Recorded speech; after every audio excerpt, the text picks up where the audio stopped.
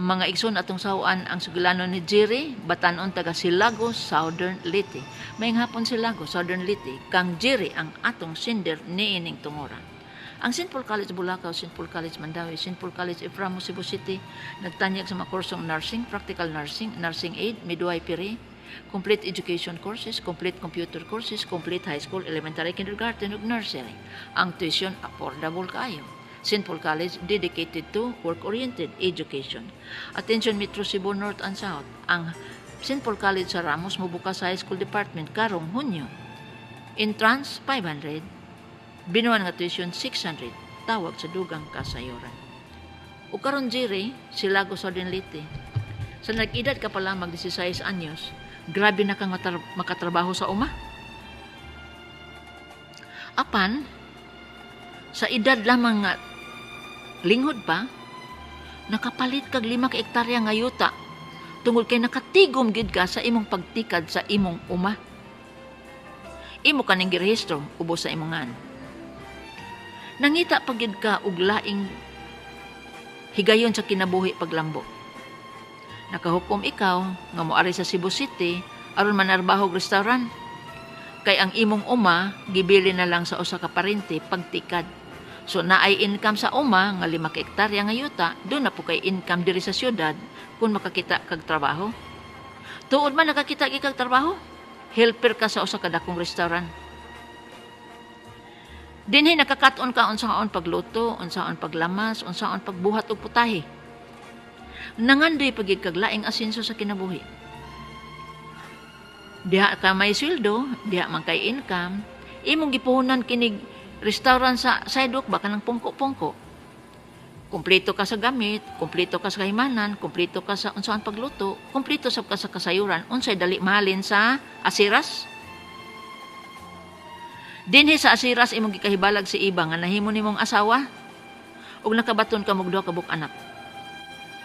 Sa naminyo ka na ni iba nakapalit na sab-usab ka mo usa ka hektarya nga yuta. Conjugal kini.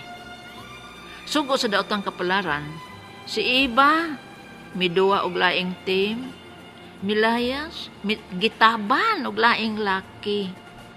Gidahan niya ang duha ka anak.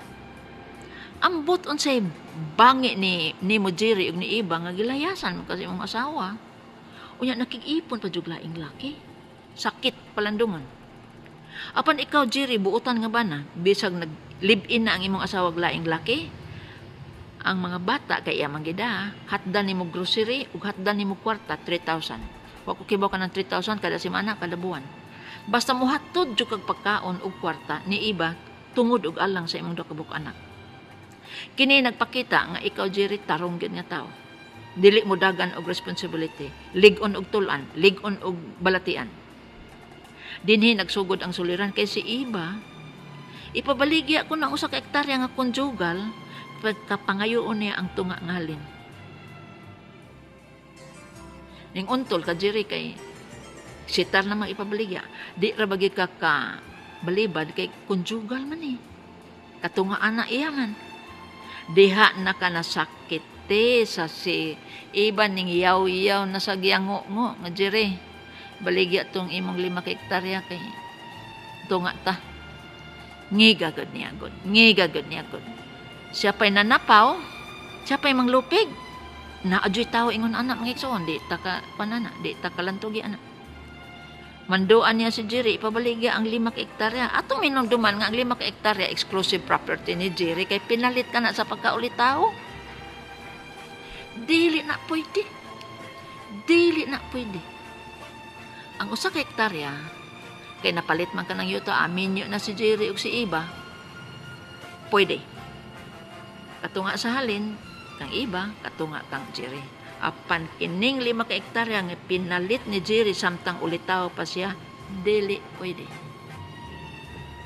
Bisag asa pa mag-abot nga sagado. Dili makadiman si iba nga tungaon ang halin sa 5 ka hektarya nga yuta.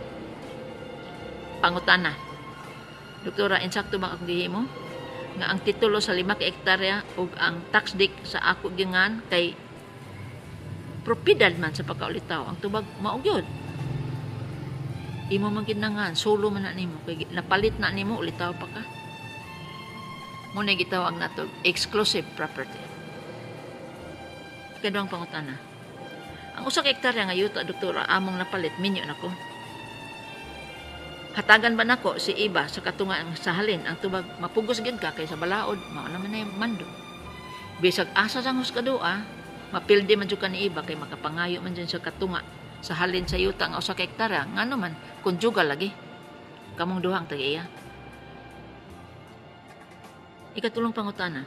Doktora, kining akong gibuhat paghatod og mga makaon og 3,000 cash. Mao ba ni gimando sa balaod ang tubag sabot-sabot system na jiri? Sabot-sabot system og dako kag income, dako-dako sab kag sustento. Kay sustento ba jiri? Katapusan si iba ra bagi doktora mamugos. Nga ipabaligya ang 5 ka hektarya ug bahinon namong duha ang halin. Mahimo ba kana? Di lagi mahimo, gawas og sugot ka. Buang kang musugot ka jiri. Kay kanang yutaa imo ra gayud. Ang makapanunod anang yutaa kanang imo duha ka buk anak. Wa gay katungod si iba anang imong 5 ka hektarya nga exclusive property. Akong pamahayag. Ang katawhan kasama kanimo jiri mangandoy man gud og asenso. Mangandoy kalampusan. Mangandoy og kauswagan. Apan along the way ilaging mahibalag ang kasakit. Ikaw kasakit gid sa kasing-kasing kay si iba miluib man, bilikoy man, nanapaw man. Buutan ka nga bana. Maayo ka mangitag sapi. Mapinanggaon kasi mong mga anak. Mapinanggaon kasi mong asawa. Nganong gihatagan naman kag kalpalaran sa usa ka asawa nga buringog. Muna mga aksidente sa itong kinabuhi, mga igsuon nga dili nato maiwasan. Ikaduha, kini si Jerry maing tawag din Gikas kabatanon tikad sa yuta, naanay natigong nga yuta, may palit og iyang yuta. Naanay yuta nga iyang kagalingon, gisalig og parente aron tikaron, aron mo asinso pa siyag dugang, pinasikad sa pag-ani sa Sugbo. Tinuod ang iyang panagna og pangagpas, asinso siya oy. Kay pagkasuod niya sa restaurant, iyan ang gimemorize ang mga putahe, iyan ang gimemorize ang saan pagluto, iyan ang gimemorize ang mga presyo. So ingon siya, og nabuhi ni restaurant ang 11 kadako. Mabuhi ko ato sa asiras, basta pungko-pungko lang kay akong puhunan, igor naman sa pungko-pungko. Correct kaayo. Asenso gud siya gud. Sa akong pangagpas, si Jerry nagapo sa iyang kaugalingong ambisyon pagkadato. Hay, nakalimtan si Eva. Maudyo na akong apas because similar stories like this happen. Sa iyang kaikag pagdato, tuwa siya pirmi sa pungko-pungko. Adi na siya ka-jer-jer ni Eva. Si Eva na ingon uy, unsa ba ni Jerry? Nga mura man ko dirig. Nabilin nga putos. Di naman ni mo hilngon. Naransyo ba? Suko si Eva. Nya na, siguro laki nga to nga. Magsiril-siril sa iba ba? Andam og tagana ko. Nay akong mga bukton, ligon kayo. Nay akong tulan, gahi kayo. Ay, si Eva ning ingon, mao ba? Hi, goodbye, Jerry. Bisag daghang kag sapi, goodbye gyapon. Murag maod jud na. Murag maod jud na. Kay wa entay buang nga babae nga mobiya og bana kon giatiman sa tanang panahon, sa tanang higayon. Gipakita ang tinuod nga gugma, gipakita ang pagbati, gipakita ang pagkamatinud-anon. Way asawa mo likoy, oy. Way tabunon nga babae nga kwanggulitik. Basta ang bana at timadon niya. Naman ganito yung ubang asawa nga kalimtan gid pud tinuod. Pero tungod og alang silang mga anak, sakripisyo ay mautong na lang. Hangtod mo lagom. Dili mo biya og bana ay. Dili mo likoy ay. Dili manapaw. Prinsipyo man na sa asawang tabunon. Kini grabe ning damage ni Jerry sa iyang asawa. Grabe nga damage. Now, ang akong apas, sexual inefficiency. Ang katakos ni Jerry paglipay sa iyang asawa. Nakalimtan tungod sa silaw sa bulawan. Pagkadakong sayop. Jerry, naminaw ka? Na maghilak gid karon dong. Imo man nay nahitabo dong ba? May karon pa ko na himugso. Mo nay nahitabo Jerry.